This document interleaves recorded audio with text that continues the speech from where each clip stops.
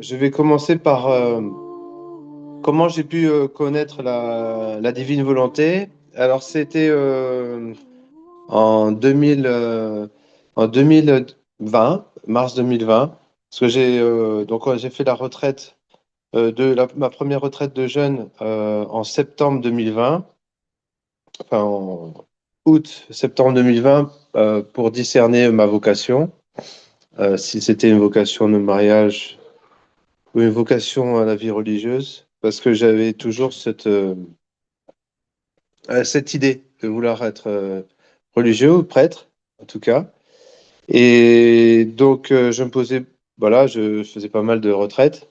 Et j'ai rencontré, donc c'était l'association Rosa de Lima, avec le père Duten, et il y avait une retraite de 3 4 jours. Et donc, j'y suis allé, et c'est comme ça que j'ai pu connaître, au premier abord, donc la divine volonté. J'ai eu, durant cette retraite, une grâce assez exceptionnelle. Le prêtre disait qu'il y a une personne qui va recevoir cette grâce de la divine volonté, c'est-à-dire qu'il va être enveloppé complètement de la divine volonté. Et je peux le témoigner. Donc, pendant 3 jours, j'ai été dans un état complètement enveloppé euh, par l'amour trinitaire. C'était très fort. Et donc, après, j'en ai parlé à Paola, qui était c'était ma petite amie à cette époque-là, en 2019. Et puis voilà, une année qui est passée, et moi, je savais pas, oui, non, oui, non.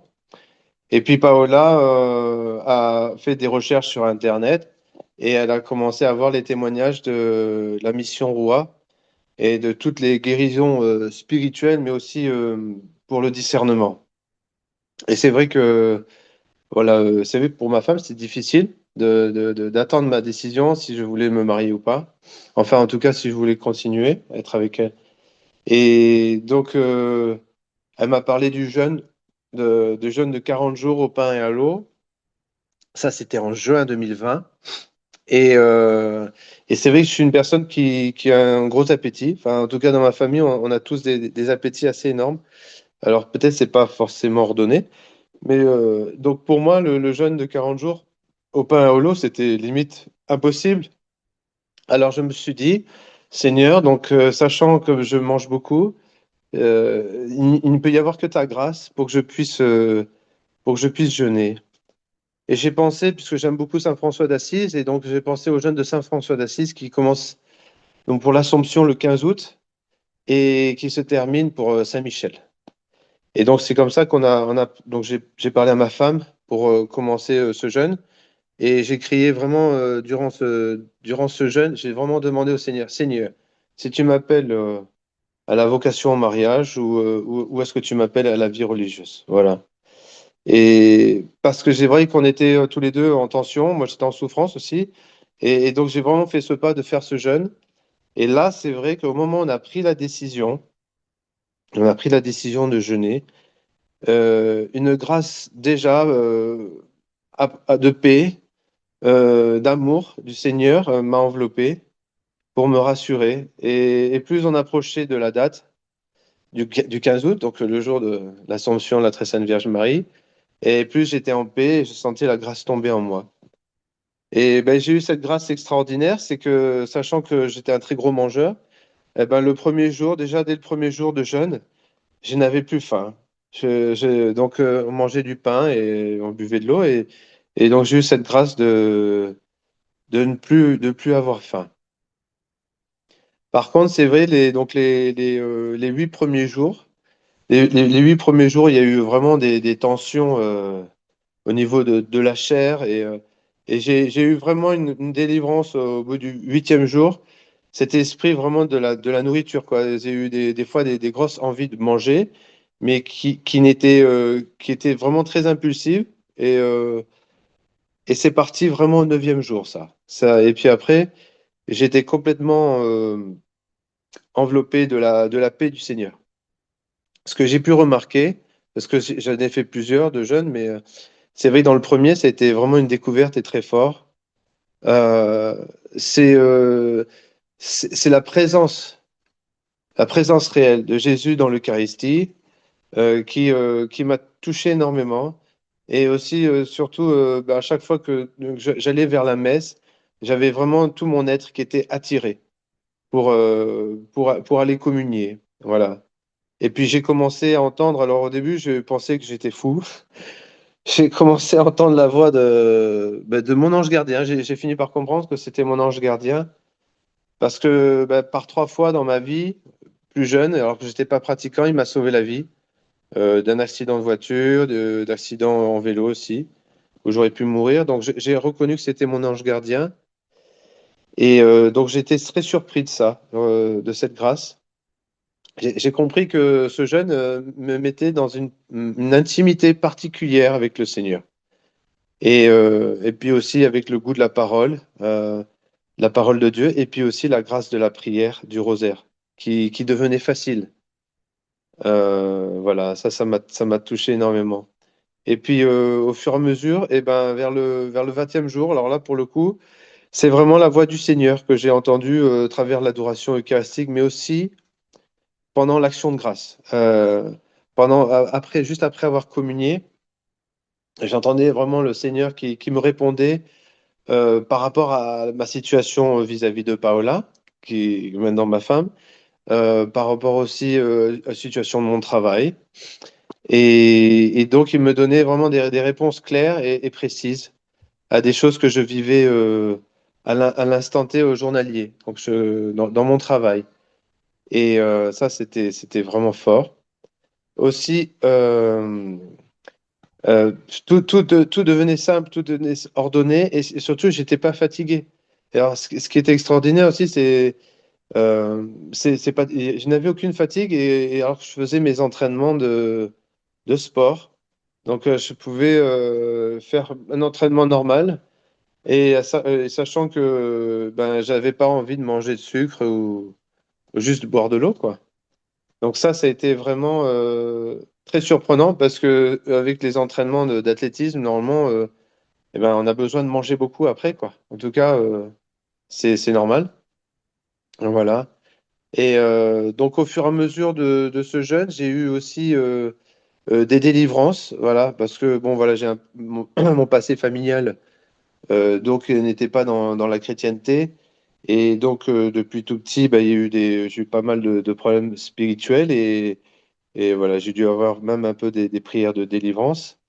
Et donc, j'avais quelques soucis. Et c'est vrai que durant ce premier jeûne, déjà, j'ai eu des grandes délivrances. Surtout vers la fin, vers le 30e jour, où vraiment. Alors, il y a eu des sortes de frictions juste avant les délivrances. Mais c'est vrai que j'ai eu des grands apaisements. Et puis, surtout, ce qui était le problème pour moi, c'était le discernement, le problème de discernement. Et j'ai compris que c'était un esprit qui était là et qui m'empêchait de prendre ma décision. Voilà. Malgré toutes les retraites que je faisais spirituelles, que j'allais à la messe, que je faisais des pèlerinages, tout ça. Et il y avait vraiment ça. Et ce voile a fini par casser, vraiment casser. C'est pour le dernier jour de mon jeûne. Alors, pour Saint-Michel-Archange, je m'en rappelle très bien. Ce dernier jour, je suis allé en courant à la messe. Et j'avais vraiment une soif d'aller rencontrer le Seigneur dans l'Eucharistie. Et c'était vraiment, je sentais qu'il y avait un grand rendez-vous. Donc, j'assiste à la messe. Je suis vraiment rempli. En tout cas, le Seigneur me comblait de sa paix, de son amour, de sa présence. Et particulièrement, donc, au moment où j'ai communié, donc j'étais à genoux, et là, en fait, il m'a montré tout le temps de ma relation j'avais depuis 2016 avec Paola. Et d'une voix très belle, très claire, il m'a montré, donc, en me montrant une montagne. Et au sommet de cette montagne, il y avait une croix blanche comme la croix qu'il y a au Krijevac. Et il m'a dit, est-ce que tu crois que je reconstruis cette montagne, cette relation, donc cette montagne qui représente cette relation qu'il y a entre toi et Paola, pour rien? Est-ce que tu crois que je ferai ça pour rien? Et donc là, tout d'un coup, c'est là, s'est relâché en moi. J'ai senti une énorme paix. Tout d'un coup se mettait à couler et comme un barrage, quelque chose d'intérieur, un mur qui avait cassé et qui m'empêchait en fait de prendre la décision. Et là, d'un coup, donc la paix, la joie et puis avec cette parole qui m'a libératrice du Seigneur. Donc lors de ce dernier jour de jeûne. Voilà, donc ça c'était le pour mon premier jeûne et donc après ben, j'ai donc j'ai pris un mois. Enfin, après quand je suis rentré de mon travail de Sicile, j'ai demandé bien Paola en fiançailles et puis on a on s'est marié simplement avec le Seigneur dans un petit monastère avec le prêtre qui s'occupait de moi pour faire mes prières, qui m'accompagnait et il pleurait de joie parce qu'il me disait vraiment c'est incroyable parce que j'étais pas forcément apte quelques années auparavant à pouvoir me marier donc il était très heureux et puis aussi ben, notre lune de miel de mariage ça a été assez simple on a fait les lieux saints et finalement on s'est retrouvé donc voilà, les lieux mariales Notre-Dame-du-Lot Lourdes et on a fini par Paray-le-Monial et c'est marrant parce qu'en ce moment, ben, en fait, on habite à Paray-le-Monial et juste à côté du cœur de Jésus, donc à côté de la chapelle. Et je vois que le Seigneur aime bien nous faire des beaux signes et, il aime nous faire plaisir dans les détails. En tout cas, moi, ce que j'ai pu remarquer, c'est cela. Il y a eu d'autres jeunes. Alors, je vais essayer un peu résumer quand même, là, mais j'ai parlé un peu du premier de manière plus détaillée. Mais pour donc j'ai jeûné, j'ai fait 4 jeûnes en tout.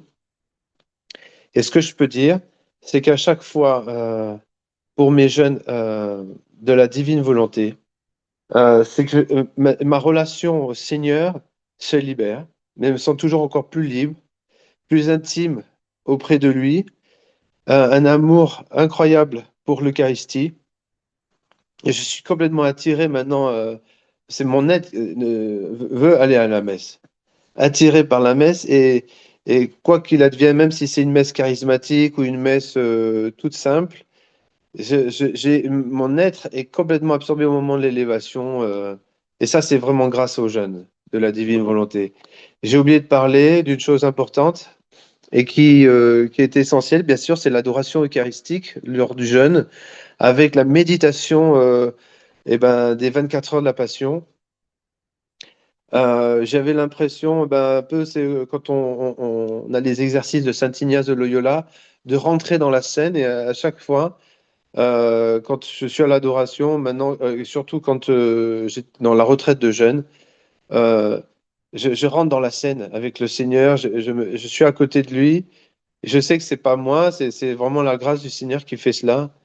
Et ce qui fait que ben, après, il libère notre manière de prier, d'intercéder, d'avoir foi, de prier pour des personnes. Peut-être qu'on se dit, mais c'est pas possible qu'elles puissent se convertir, ou pour un pays entier. Euh, ça nous donne une foi qui grandit, qui grandit. Et puis ce n'est pas encore exaucé pour certaines intentions, il nous donne une force d'espérance que je n'avais jamais avant. Et voilà, avec Paola, on a fait des retraites de jeunes pour chaque enfant qu'on a voulu.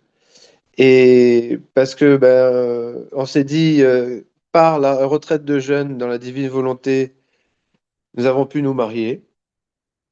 Euh, donc on va le déposer dans la divine volonté, chaque enfant qu'on voudra. Et donc on a fait le jeûne de 40 jours pour chaque enfant. Et puis ma femme, pour le jeûne, ben, elle avait des problèmes pour concevoir. Donc elle a eu une guérison pour donc le jeûne pour avoir Isaac. Et puis pour avoir Teresa, ben, on a jeûné et voilà, on l'a eu pendant le jeûne, alors que c'était arrivé très vite. Et les dates de naissance des enfants sont le 2 octobre, les anges gardiens pour mon fils Isaac. Et pour Teresa, elle est née le 1er novembre pour la Toussaint. Donc ces deux dates aussi pour le signe de la divine providence qui s'applique dans notre vie. Et, et voilà, je pourrais parler longtemps de ces retraites de jeunes, mais je peux dire à chaque fois, la paix du Seigneur s'installe de manière surnaturelle et finalement repart de moins en moins. Alors, il y a eu beaucoup de combats parce que souvent, c'est difficile de garder le jeûne le mercredi et le vendredi, mais c'est vrai que là, je peux témoigner donc pour le dernier jeûne que j'ai fait, que la paix et l'onction restent quand on jeûne le mercredi et le vendredi au pain et à l'eau. Voilà.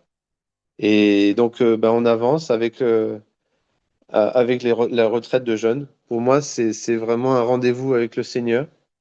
Et je vais essayer maintenant de le faire au moins une fois par an parce que c'est une intimité particulière avec le Seigneur qui est si belle, si extraordinaire et qui nous rend tellement libres que c'est une joie de jeûner. Non. Alors que parfois, des fois, c'était très difficile. J'avais le vertige. Et puis on guérit à chaque fois. Donc voilà, c'est. Et puis tout devient providence. On voit toutes les choses avec le Seigneur de plus en plus. Voilà, des choses qui paraissaient fades, pas belles ou pas bien. Et ben, grâce à lui, avec les retraites, on apprécie les moindres choses. Voilà. Et j'ai à peu près dit à peu près donc pour les retraites de jeunes. Voilà. Pour moi, ça a changé ma vie et je rends grâce et je remercie pour la mission Roua. Voilà.